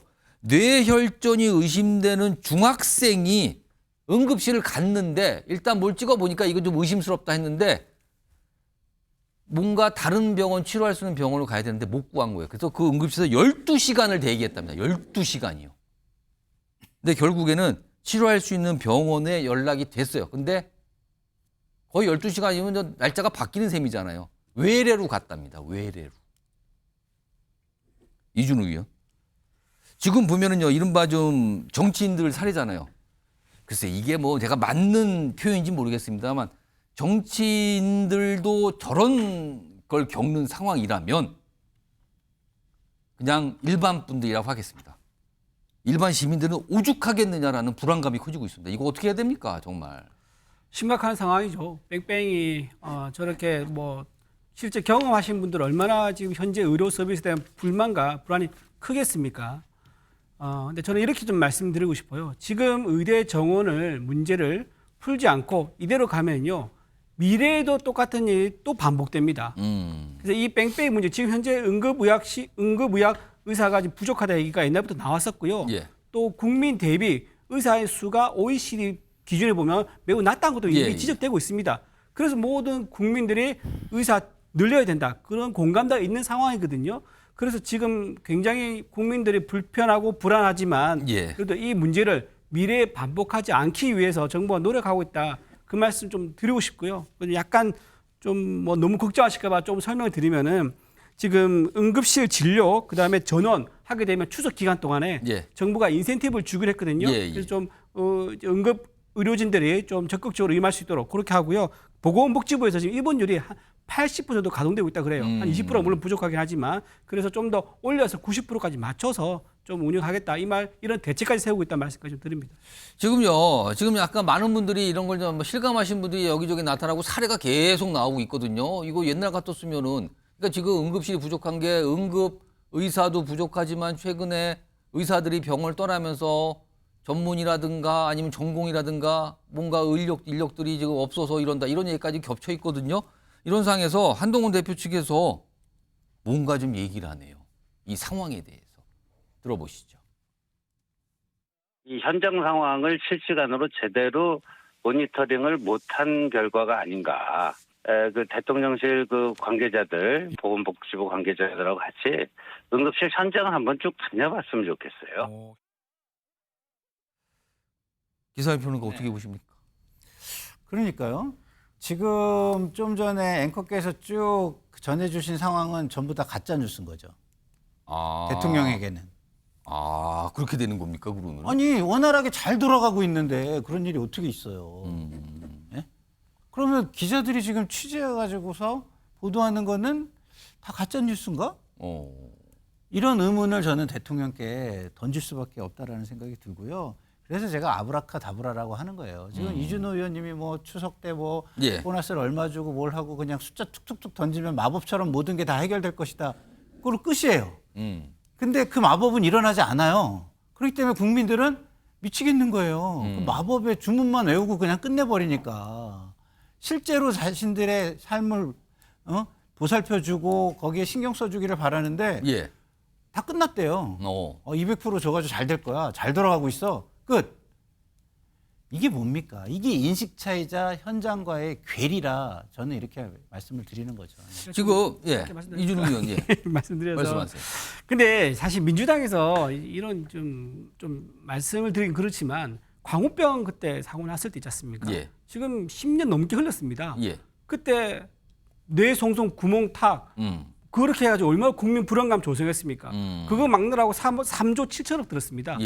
또 방사능 물고기, 세슘, 우럭 이 얘기하면서 이것도 새로운 정보 수정하느라고 또 1조가 넘었습니다. 그 이런 식으로 근데 이런 식으로 지금 현재 가짜 뉴스를 전혀 관계도 없고 호도하는 거죠. 근데 이거는 가짜 지금 그러면은 지금 앵커께서 설명하신 그 기자분들이 취재한 상황이 다 가짜 뉴스라는 겁니까? 뭡니까? 그러니까 그래서 이 상황을 예. 있는 그대로 침착하게 봐야 되지. 알겠습니다. 이게 아니, 그러니까 그 모든 보도 것이고 가지고 얘기를 했잖아요. 알겠습니다. 근데 갑자기 왜? 예. 그러니까 두 분 얘기 그거 같아요. 지금 이런 응급실에서 제대로 제때 도착하지 못하고 치료받지 못하는 상황이 발생하고 있는데 그게 일부에 국한된 것이냐, 진짜 전체적으로 정말 위기인데 이걸 위기 자꾸 해서 점점 위기처럼 보이는 거냐 아니냐, 뭐 이런 말씀인 것 같은데요. 일단 어제 정부도 사실은 이런 걸 좀 인식하고 있는 것 같아요. 그래서 추석 연휴 동안에 응급실과 관련된 대책을 좀 몇 가지 내놨어요. 거기서 좀 핵심적인 내용들을 좀 소개해드리죠. 화면에 있습니다. 추석이 다가오는데 응급실 대란 정부의 대책 어제 발표된 내용 중에서 몇 가지입니다. 우선 추석 응급실 전문의 진찰료 250% 인상, 진찰료의 인상. 그다음에 추석 연휴 당직 병원 4천 곳 운영. 그러니까 정부가 좀 관리하겠다는 거고요. 군병원과 공공의료기관, 특성화 병원별 비상진료체계 집중 운영 등등. 이거 말고도 몇 가지 더 있는데 핵심은 이렇게 좀 꼽히고 있습니다. 조석 변호사 어떻게 보십니까? 저는요. 예. 옛날에 저 기사를 쭉 검색해봤더니 예. 옛날에도 그 응급실 뺑뺑이 하다가 사고 난 거 많아요. 그렇죠. 그 전에도 뭐 사례들이 나왔었어요. 그리고 이게 옛날에도 산부인 병원을 가다가 출산한 경우도 있어요. 예. 이거는 근본적으로 지금 이제 그 파업 어떻게 보면 전공의들 예. 이 이전에도 계속 문제가 됐는데 저는 119 구급차하고 병원하고 그 응급실 실시간으로 연결이 돼야 돼요. 예. 병실이 몇 개 여유가 있고 어떻게 되는지 이런 시스템을 구축하는 이거는 이번에 그 파업을 떠나서 예. 장기적인 과제고요. 예. 저도 기본적으로 심각하다고 생각합니다. 위기가. 예. 저도 위기 인정해요. 예. 근데 대안이 뭐예요? 그럼 위기니까 그만 의사들 돌아오게 그냥 백자 씌일까요? 어떻게 할까요? 한 명도 안 받겠다는데. 정말은 이러면요. 이번에 백지화되면 영원히 앞으로 갈수록 더 고령화되면서 그러면 이게 뺑뺑이 영원히 그래 됩니다. 예. 이번에 어떻게든 고비를 돌파해야 됩니다. 예. 비행기가 난기류가 있어요. 돌아갈 수는 없어요. 앞으로 이게 돌파해야 됩니다. 그게 대통령의 의지입니다. 예. 그래야지 이게 이번에는 위기가 있더라도 앞으로 이게 몇십 년 의료 계획이 되는 거예요. 알겠습니다. 윤기호 소장님은 어제 정부의 대책 좀 어떻게 평가하시겠어요? 이상과 원칙 맞아요. 그렇게 해야죠. 그래야 나중에 우리 후손들이 뭐 어쩌고저쩌고 맞는 말이에요. 그러나 현실에서 당장에 닥치는 어려움도 풀어나가면서 해야 돼요. 그러니까 단계적으로 하자는 얘기가 나오는 거고 그게 현실론이에요. 전임 정부들은 용감하지 않아서 그걸 못했겠습니까? 좌고우면해서 그랬겠습니까? 그건 아니라고 봐요. 이런 상태로 가면 저는 무정부 상태라는 말이 아마 퍼지지 않을까 싶은 생각이 들어요. 이를테면 한번 보십시오. 여야 대표 간에 만나서 아까 의정 갈등이라고 그랬나요? 아니면 의료 대란이라고 그랬나요? 어떤 용어를 쓰느냐에 따라서 저는 반드시 논의를 해야 되는 의제가 있고 예. 해도 소용이 없는 의제가 있다고 봐요. 이를테면 대학 정원 문제를 여야 대표 간에 둘이 합의한다고 그게 구속력이 있겠습니까? 내년에 1,500명이 아니라 400명을 합시다라고 여야 간에 그걸 제안을 한다고 해서 윤 대통령과 복지부가 그걸 받겠습니까? 그러나 이번 당장 코앞에 닥쳐 있는 응급실 대란이라고 얘기하는 이거는 훨씬 더 강도 높은 대책을 내놓을 수 있을 거예요. 예를 들어 흔히 말하는 부문별 수가 조정이라는 거. 이건 건강보험공단의 한정된 재원을 어느 쪽에 더 단가를 높게 쳐줘서 많이 주느냐. 이건 끊임없는 고민이고 끊임없는 논란거리였거든요. 왜 못했느냐. 의사들 간에 아니면 직역들 간에 자기 걸 뺏기기 싫어서. 근데 그 악역을 아무도 안 맡으려고 했던 거예요. 여야 다 마찬가지입니다. 정부는 당연했고 그런 걸 이번 기회에 그러면 조금 더 과감하게 왜 진작하지 못했을까? 내과, 외과, 산부인과 같은 필수 의료에 가까운 곳들은 수가를 진작에 왜 조정을 더 파격적으로 못 해줬을까? 이런 거를 왜 뒷북을 이제서 치고 왜 이제서 추석 코앞에 무정부 상태가 아니냐라는 얘기가 나올 정도로 저는 그런 점에서 오늘 윤 대통령의 기자회견이나 아니면 복지부 장관이나 차관이 나와서 하는 얘기가 공허할 뿐이다. 그 얘기입니다. 예, 김상희 변호사. 자꾸 다른 사람의 의견을 너무 극단적으로 자꾸 만들어 가시는 것 같아서 제가 좀 오늘 유감인데요. 자, 이 현재 상황에서 1,500명 아니면 0명 하라고 얘기하는 사람 없습니다. 문제는 뭐냐? 대통령께서 꼼꼼히 따져가지고 2,000명이라고 하셨잖아요. 국민들이 꼼꼼히 따져서 2,000명이라는 근거를 다 보고 그거에 공감을 느끼잖아요. 절대적인 지지를 보내줄 겁니다. 저 의사 증원 저 지지합니다. 지지하는데 2,000명 고집이 문제가 있다고 저는 얘기를 하는 거예요. 왜? 이전 정부에서 논의된 숫자들이 우리 알잖아요. 기자들도 알고 저희도 들어서 알잖아요. 그게 500에서 600명 수준이었어요. 예. 그리고 지금 뭐 의사들이 0명이라고 주장한다 그러는데 그거는 강성들만 예. 그러는 거예요. 제 주변의 의사들 저도 꽤 알지만 문재인 정부 지금 이게 상황이 굉장히 안 좋기 때문에 문재인 정부에서 논의됐던 수준으로 복원되기를 바라는 사람도 되게 많습니다. 그러면 대화를 해서 1명, 2명 공감과 지지를 모아가야죠. 이준우 의원. 의대 정원 1년 유예가 예. 절대 안 된다. 그 이유가 큰 이유가 있습니다. 그렇게 되면 이게 의료 계획이 안 되는 게 되기 때문인데요. 왜 그러냐면은 1년 유예하면 2027년이거든요. 예. 그때 되면 대선 전국입니다. 대선 전국 때 어느 후보가 지금 윤석열 정부 때 세운 의료 계획을 완성하겠다, 이어가겠다 그렇게 말하겠습니까? 의사 집단들이 또 파업하겠다고 들고 나올 겁니다. 예. 그러면 그걸로 그냥 한 방에 끝나는 거예요. 그래서 대선과 전국이 물리기 때문에 예. 1년 유예가 절대 안 된다는 그 이유가 되는 겁니다. 제가 한마디만 추가할게요. 대학 예. 입시와 연결이 되어 있기 때문에 예. 이미 의대 정원은 돌이킬 수 없어요. 그러면 정부가 2,000명을 고집했잖아요. 이 고집하면서 왜 다른 대책까지도 같이 마련을 못하고 이렇게 우왕좌왕되느냐. 바로 그 점을 국민이 불안해하는 거예요. 그러니까 이건 아마추어 정도가 아니라 그냥 뭐 흔히 말하는 무대뽀 아니에요? 그냥 밀어붙이기만 하면 될 거라고 생각하는데 밀어붙였더니 이렇게 응급실 대란이 터졌잖아요. 그러면 뒤늦게 또 땜질로 할 거단 말이에요. 이래서 무정부 상태가 아니냐라는 얘기가 나오는 거예요. 알겠습니다. 이건 여러분이 치열하게 의견들을 교환해 주셨어요. 아무튼 이런 토론 많이 좀 이루어져서 뭔가 합의가 좀 됐으면 좋겠습니다. 지금요. 자, 다음 준비된 내용은요. 오늘 뭔가 사고가 좀 있었는데요. 많은 분들이 깜짝 놀라셨을 것 같아요. 영상으로 먼저 만나보겠습니다.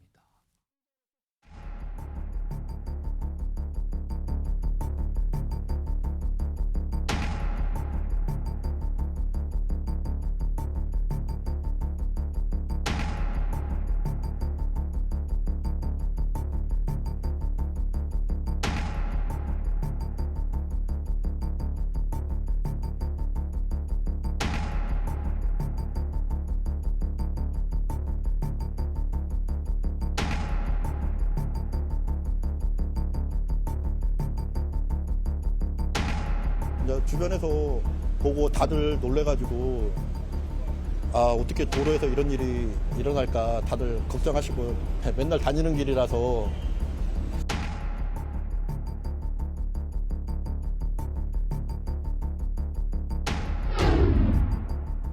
자, 차가 통째로 빠졌습니다. 지금 저 화면에 보이는 저 사진입니다. 지금. 저 가짜로 만든 거 아닙니다. 저렇게 싱크홀이 발생해서 차가 빠졌습니다. 서울 도로 한복판의 싱크홀입니다. 저런 일이 다 있었습니다. 지금요. 화면 좀 볼까요? 자, 지금 이웅혁 교수님 나와 계신데요. 일단 무슨 일이 벌어진 겁니까? 많은 분들이 저게 진짜냐고 또 물어보시는 분도 있어요. 저 사진에 대해서요. 네, 그렇습니다. 그 서울 시내 그 한복판 그 연희동 그 주변에서 예. 오늘 11시 30분경에 실제로 발생했던 그런 싱크홀 사건인 거죠. 도로가 무너진 거예요, 중간에. 땅꺼짐 현상이 생겼고 우연치 않게 그곳을 통과했던 차량이 그야말로 쏙 빠지게 되는 옆으로 완전히 빠져버렸어요. 예, 그래서 어떻게 본다면 전혀 후진 뭐 직진할 수 없는 뭐 이런 상태가 그 발생한 겁니다. 저 차에 탑승하신 분들은 얼마나 놀랐겠습니까? 그분들 지금 어떻습니까, 지금? 그렇죠. 지금 뭐 80대 어르신 또 70대 그 어르신이 상당한 좀 중상에 가까운 부상을 입었고요. 좀 70대 그 여성분께서는 좀 심정지 상태가 이렇게 지속되는 것은 아닌가 상당히 우려가 되고 있는 빨리 회복이 그런 되셔야겠네요, 상태입니다. 지금요. 결국은 이제 그 깊이가 2.5, 그다음에 가로 세로 6m, 4m다 보니까 예. 차가 거기에 딱 들어가는 순간 어떻게 꼼짝달싹하지 못하는 뭐 이런 상태가 있었기 때문에 지금 화면에 저렇게 빠진 거예요? 네, 그렇죠. 그러다 보니까 사실은 그 육체적으로도 상당히 힘들었을 뿐만이 아니고 심정적으로도 정말 그 패닉 상태에 있지 않았을까라고 하는 그런 그 위험한 그 아니, 상황이. 저건 완전 속수무책이군요. 아니, 예. 만약에요.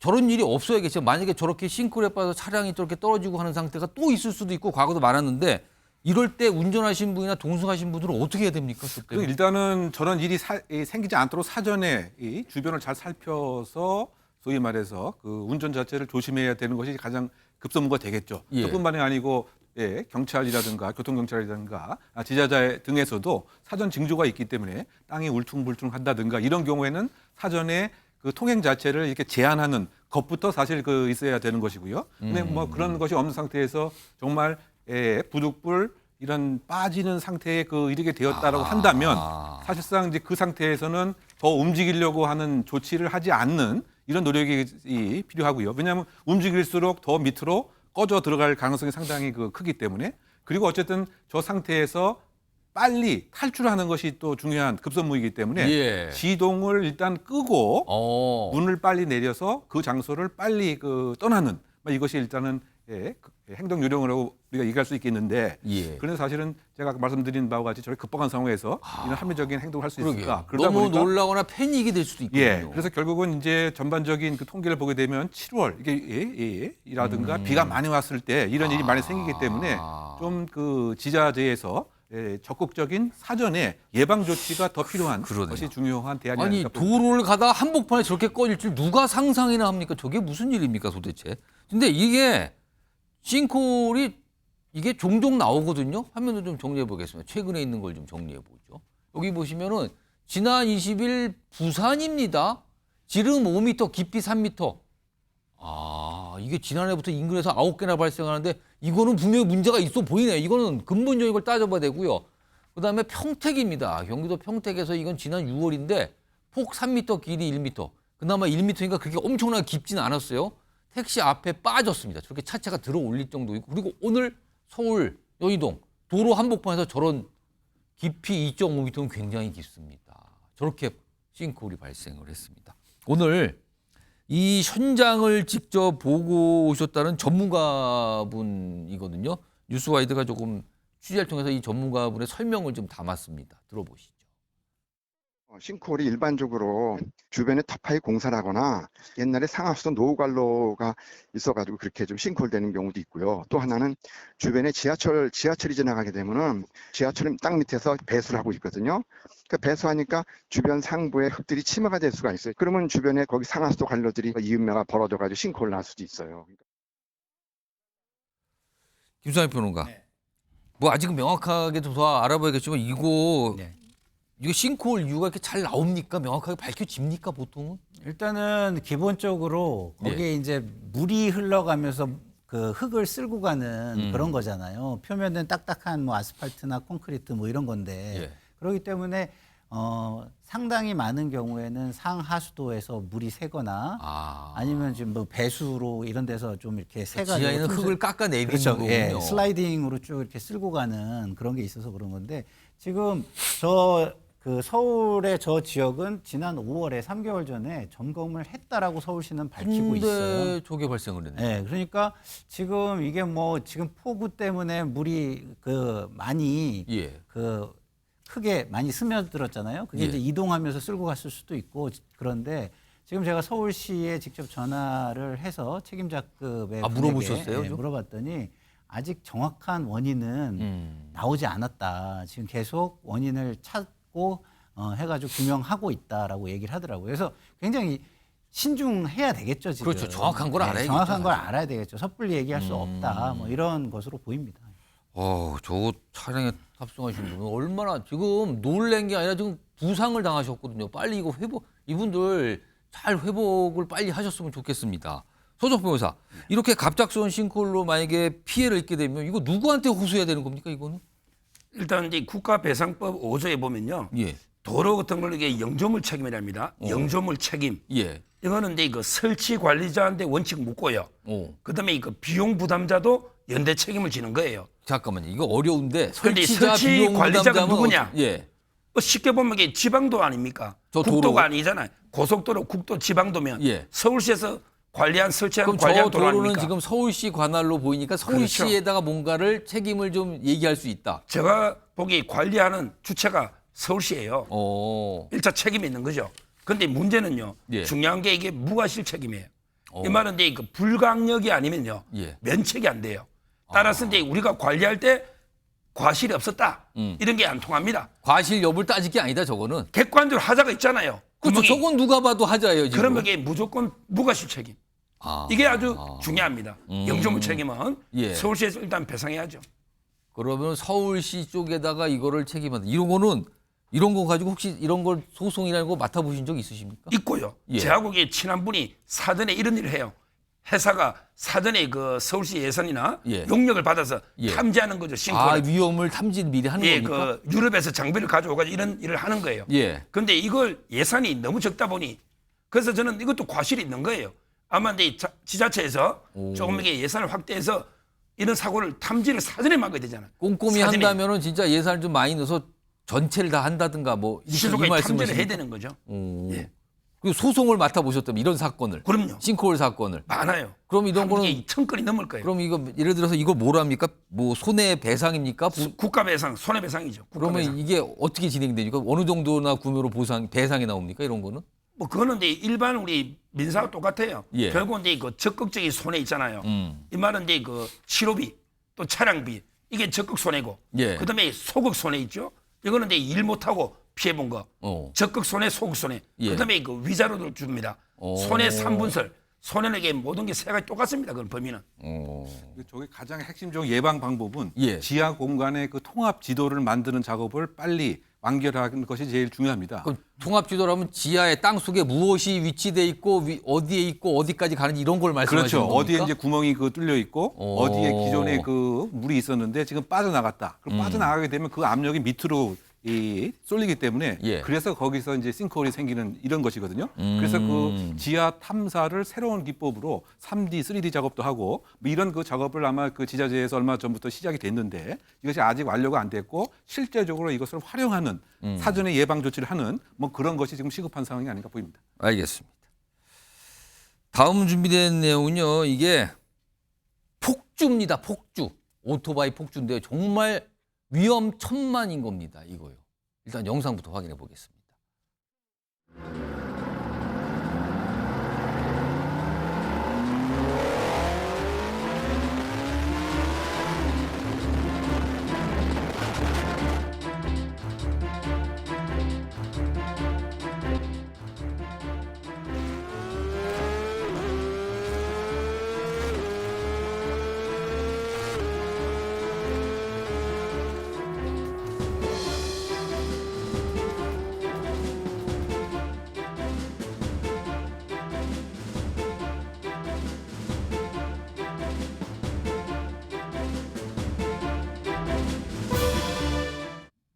포천 아우토바이요. 포천에 저렇게 불리는 길이 있답니다. 근데 여기를 오토바이로 시속 240km요.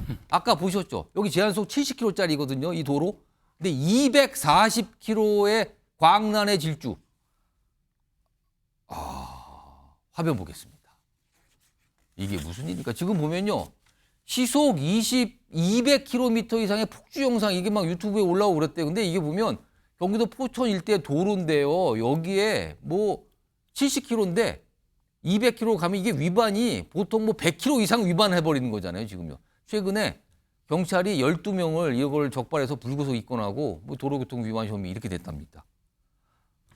일단 유용학 교수님, 이 포천에 있는 이 도로가 어떻게 이렇게 내달리는 겁니까 지금? 그야말로 이제 그 독일의 그 아우토반처럼 그야말로 고속 질주를 하기에는 뭐 적합한 뭐 이런 모습이다. 그래서 뭐야, 직선을 쭉 뻗은 쭉 뻗은 도로가 거죠. 있다는 겁니까? 그래서 포천 플러스 아우토반에서 포우토반이다. 뭐 이렇게 매니악 좀 부정적 의미에서 매니악은 상당히 명소로 알려진 건데요. 이번 사안 같은 경우에는 상당히 좀 특이했던 것이 예. 그 본인의 그 헬멧 그 앞에다가 이른바 그 초소형 고성능 카메라를 장착을 해놓고 지금 뭔가 찍힌 화면이 저게 그렇게 찍혔다는 예, 거예요? 그러다 보니까 이게 그 150km, 200km 속도가 나오네요. 그것이 그대로 나오다 보니까 결국은 그것이 자승자박으로 자신의 증거로서 결국은 제시하게 되는 꼴이 된 거죠. 그러니까 본인이 그거를 찍어서 본인이 유튜브에 올려서 이른바 자랑을 한 거예요. 네. 그런데 그것은 똑 떨어지는 이제 증거가 되다 보니까 이번에 이제 그 경찰이 유튜브 영상을 꼼꼼히 이제 분석을 해서 그 오토바이 그 기종 그리고 주변 환경 또 옆에 있었던 그 CCTV 그리고 일부 이렇게 찍혀진 번호 이런 것들을 종합을 해서 찾아낸 거예요. 하나씩 주인을 확인을 하고 이 영상에 있었던 인물하고 가장 이제 근접한 사람을 특정을 해서 예. 결국은 이제 증거가 확보돼서 12명이 입건이 됐고 3명은 아직 이제 증거가 좀 부족해서 아직 못 찾고 예, 그래서 아직 그 기소 의견으로 송치는 하지 않았던 이런 것인데 아까 잠깐 자막에도 나왔지만 이와 같은 동기가 참 납득하기 어렵습니다. 젊은 시절에 추억을 쌓기 위해서 저같이 초고속 질주를 했다. 뭐 이런 얘기를 하다 보니까 추억 잘못하다 큰일 납니다. 그렇죠. 지금요. 사실은 저러다 보니까 장소에서 한 3개월 전에 소위 옆에 기둥하고 추돌을 해서 동승했던 사람이 사망하는 뭐 이런 일까지 생겼던 상당히 납득하기 어려운 초고속 오토바이 질주 사건이다 이렇게 요약이 됩니다. 아니 지금 보면은 아까 70km 제한 속도 있고 60km 나오거든. 근데 지금 달리는 게 뭐 200km까지 나오고 아까도 뭐 160, 180, 200 가는데 아니 규정 속도보다 뭐 거의 100km 이상 넘은 거잖아요. 이런 거는 어떻게 처벌되는 겁니까? 이런 거. 그러니까 이게 뭐 10km, 20km, 30km 이렇게 초과한 것이 아니고 무려 이제 100km 이상으로 그야말로 초과속 위반을 하는 것이기 때문에 상상 이상의 상상 이상이죠. 예. 왜냐하면 그냥 차량을 사실 200km로 운전해도 이거는 엄청난 속도인데 예. 저 오토바이를 한다는 것은 정말 상상을 초월하는 것인데 저와 관련된 법이 도로교통법이 2002년도에 개정이 돼서 예. 100km 이상의 초과속을 하는 경우에는 예. 소위 벌점 100점 그리고 100만 원 벌금. 그런데 이것이 3회 이상 반복되게 되는 것이 입증이 된다고 했을 때는 실형까지 선고받는 1년 이하의 징역과 실형까지 선고받는 이제 뭐 그런 식으로 개정이 되었고요. 이번 같은 경우는 뭐 혼자서 이렇게 질주했지만 만약에 2인 이상 또 질주를 하게 되면 역시 공동 위험 행위이기 때문에 역시 이것도 이제 형법에 의해서 처벌받는 것으로 정리할 수가 있을 것 같습니다. 아니 한때 추억이 아니고요. 이거는 본인도 큰일 날 수 있지만 다른 사람한테도 엄청난 피해를 줄 수 있잖아요. 지금요. 이거는 좀 경찰들께서 조금 더 신경을 써주셨으면 좋겠습니다. 지금 너무나 위험합니다. 지금 200km를 넘는 오토바이. 와 어마어마합니다. 진짜. 왜 그러는 거죠? 그걸 또 올려요. 또 찍어서 본인이. 자 다음은 이게 법원에서 어떻게 이런 일이 발생을 한 건가요? 이거 화면을 좀 보겠습니다. 어제 이 내용이 있었죠. 서울 남부지법인데요. 재판이 열리고 있었어요. 여기 가상재산 예치업체 대표인데요. 이게 피고인이죠. 1조 이상의 가상자산 이걸 뭐 가로챈 혐의를 받고 있어서 재판을 받고 있었는데 한 50대 남성이 방청석에 앉아있다가 흉기로 공격을 합니다. 그러니까 이분은 지금 이 가상자산 사기 뭐 피해자로 보이거든요. 그러니까 뭔가 굉장히 분노하고 뭔가 감정이 격양된 상태인 걸로 보여요. 근데 방청석에 있다가 피고인석에 앉아있는 이 피고인한테 다가가서 흉기로 공격을 했어요. 지금 경찰 설명은 출금 중단에 따른 손해 불만이 있었다. 그래서 집에서 사용하던 과도를 반입해서 진술했다. 총 길이가 20cm, 날 길이가 9cm. 이거 너무 위험한 건데 이용혁 교수님? 네. 아니 법원에 원래 들어가려면 저런 재판 들어가려면 뭐 보안 검색대 통과하고 하는데 흉기가 이게 어떻게 들어갔을까요? 그러니까 그 엑스레이를 어떻게 이제 통과를 했느냐 이것부터 따져봐야 될 것 같고요. 더군다나 그 법원 보안관리대의 직원들은 이 업무를 과연 집중해서 했던 것인지 이런 것들이 상당히 좀 문제가 될 수가 있을 것 같습니다. 이 법정이라고 하는 것은 가장 안정적이고 또 권위도 있어야 되는데 그렇죠. 어떻게 보면 법정에서 흉기 난동 사건이 발생한 이런 모습이다 보니까 지금 저 재판정을 가상으로 그려봤는데 판사석, 검사도 있고 피고인석이고 방청석인데 그럼 저 방청석에 있다 피고인석까지 갔다는 거예요 지금? 그렇죠. 결국은 이제 이 방청석에 가장 근접한 앞에 있다가 그 피고인의 뒤로 가서 준비했던 그 흉기로 급소를 이제 공격했던 이런 사건입니다. 그래서 어떻게 본다면 살인 미수 사건이 법정에서 그 발생을 했던 일단 저 피고인의 그 생명에는 지장이 없는 거네요. 아직까지 미수로 돼 있으니까. 네, 그렇습니다. 근데 어쨌든 뭐 여러 가지 지금 뭐 상황이 얽혀 있는 법원 보안대의 기능이 제대로 됐느냐에서부터 그다음에 지금 동기의 입장에서는 일단 이 피고인이 이른바 그 코인 사기를 1조 원 이상 범행했던 그런 이제 피고인이기 때문에 이와 관련된 응어리진 여러 가지의 감정이 사적 응징으로 이렇게 표현된 것은 이제 아닌 것인지 그리고 어쨌든 지금 저 상태가 불구속 재판으로 보석 상태에서 이루어지다 보니까 아마 저 관련된 사람들은 아니 내 돈이 지금 저 지금 그 피의자도 80억 이상의 편취를 당했다라고 얘기를 하다 보니까 본인이 갖고 있는 그와 같은 응징과 보복 감정을 저렇게 끔찍한 흉기를 표현한 것이 아닌가 요약할 수가 있는 것이죠. 그리고요, 지난 20일엔 또 다른 법원에서도 비슷한 일이 있었다고요? 그 대전에서 이제 발생한 그 사건이죠. 이번 달에 예. 2건이 발생을 했습니다. 이번 같은 이 대전에서 사건은 예. 국선 변호인에게 무엇인가 불만이 있었던 것 같습니다. 그래서 칫솔을 무엇인가 변형해서 예. 날카롭게 갈아갖고 결국은 이제 또 공격 행위를 그럼 구속 상태에 있는 피고인이라고요, 그러면? 그렇죠. 수감돼 있는 상태. 수감돼 있는 상태로 알려져 그럼 있는 뭐 거기서 공급된 배급된 칫솔을 아주 흉기처럼 갈아서 아예 숨겨갖고 온 상태에서 그걸 썼다고요? 변호인에 대한 이제 공격 행위를 했고 그 피고인은 이제 이 공무집행 방해 뭐 혐의로 재판이 그 진행 중이었던 것인데요. 어쨌든 지금 이 일반적인 사회도 그렇고 가장 엄격한 규율과 개호가 있어야 할 이런 법정 공간에서 예. 어떻게 이런 끔찍한 흉기 공격 사건이 있는 것인지 그렇다 본다면 그 대법원 측면에서 가장 이 안전할 공간을 무엇 때문에 제대로 못하고 있는 것인지 장비가 부족한 것인지 아니면 그 이 보안 요원들의 근무 기간이 해이된 것인지 총체적인 점검이 좀 있어야 되지 않나 생각합니다. 한 40여 초 시간 있는데 소정 변호사는 법원 자주 가시고 보셨을 텐데 이거 어떻게 보십니까 지금? 비행기도요. 예. 탈 때 보면 이제 이거 소지할 수 있는 조그만 과도도 있고, 예. 그다음에 일정 크기 따라서 소지 못하는 게 있잖아요. 그렇습니다. 저게 소지가 되는지 기준은 제가 모르겠는데 집에 예. 쓰는 과도니까. 근데 제가 보기에 비행기보다요 훨씬 약합니다. 걸러내는 게 아마 이제 그 기능을 좀 더 보완해야 될 겁니다. 우리 항공 탑승보다 예. 제가 평소에 갈 때도 이게 그냥 요식행인가 이런 생각이 들 정도로 그냥 이게 가방 올려놓고 제가 이제 들어가는데 예. 어떨 때는 이게 가방 들고 들어가도 그냥 별로 뭐 변호사라고 생각했는지 이게 잘 검사가 좀 솔직히 말하면 이게 좀 부실해요.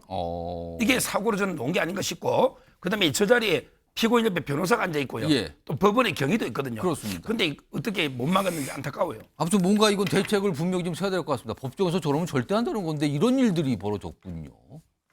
마지막 내용으로 소개해드렸습니다.